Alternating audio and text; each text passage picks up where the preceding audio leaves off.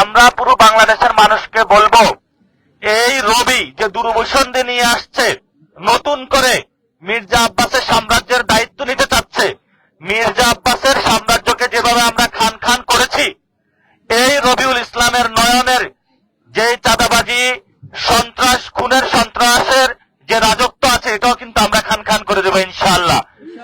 সে যেভাবে আসুক চাঁদাবাজরা, রবিউল ইসলাম নয়ন রবির চেহারা ধারণ করে আসুক, মির্জা আব্বাসের চেহারা ধারণ করে আসুক, বা অন্য কেউ, তাহলে আমরা তাদেরকে বলবো বাংলাদেশে কোনো চাঁদাবাজি চলবে না। এবং আপনারা জানেন বাংলাদেশে সবচেয়ে বড় চাঁদাবাজি হয় সড়ক পথে, কিন্তু যে ব্যক্তিতে চাঁদাবাজকে জায়েজ করতে চায়, চাঁদাবাজকে স্বীকৃতি দিতে চায়, তাকে আবারই হলো সড়ক পরিবহনের দায়িত্ব দেওয়া হয়েছে। তো আমরা তারেক রহমানের যে প্ল্যান, এই প্ল্যানের মধ্যে কি চাঁদাবাজদের পুনর্বাসন করার প্ল্যান দেখতে পাচ্ছি? সেটা তো আমরা দেখতে পাচ্ছি। আমরা জনাব তারেক রহমানকে অনুরোধ জানাবো, আপনার প্ল্যানে কোন চাঁদাবাজদের রাখবেন না। যদি রাখেন তাহলে চাঁদাবাজদের যে পরিণতি হয়েছে আপনাদেরও ইনশাআল্লাহ সেই পরিণতি হবে। এবং আপনারা জানেন যে রমজান মাস আমরা লেবু, তারপরে বিভিন্ন পণ্য দ্রব্য ক্রয় করি, মার্কেটে অনেক বেশি সবকিছু পণ্য দ্রব্যের দাম বেশি, যেটা হলো মানুষের নাগালের বাহিরে।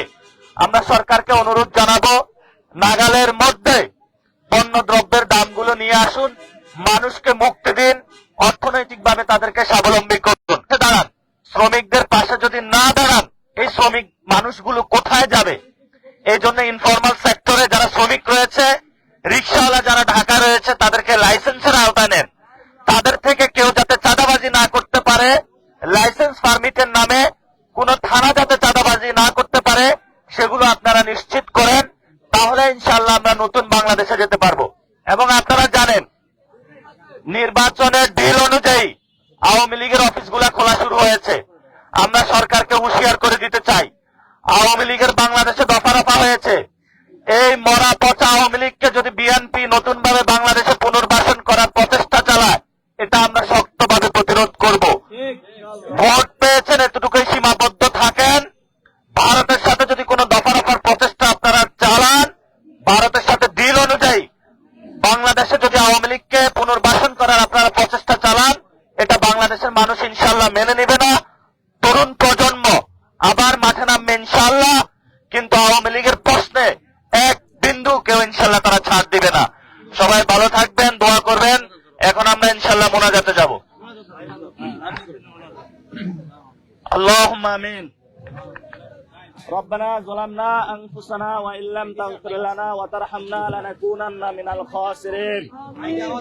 আল্লাহ, আমরা অনেকগুলা গুনাহগার বান্দা এখানে একসাথে হয়েছি শ্রমজীবী মানুষদেরকে নিয়ে, যাদের থেকে প্রতিনিয়ত চাঁদা তোলা হয়, যাদেরকে প্রতিনিয়ত সমাজ থেকে বিচ্যুতি করা হয়, যাদেরকে সমাজে কোনো গণ্যমান্য ব্যক্তিরা নিজেদেরকে জাস্ট নিজেদের কর্মচারী হিসাবে ব্যবহার করে ছুড়ে দেয়।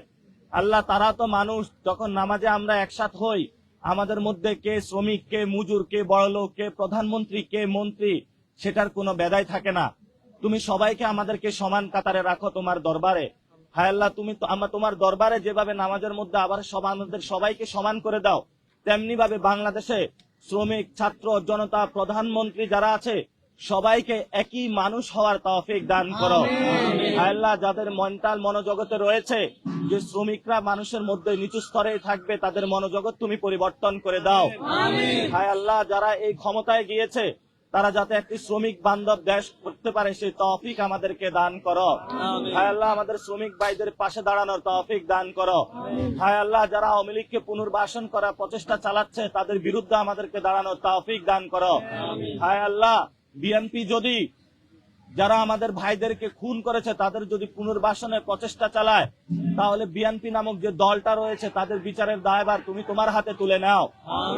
হায় আল্লাহ, যারা সংস্কারকে ভণ্ডুল করার প্রচেষ্টা চালাচ্ছে তাদেরকে তোমার প্ল্যান দিয়ে তাদেরকে ভণ্ডুল করে দাও তুমি।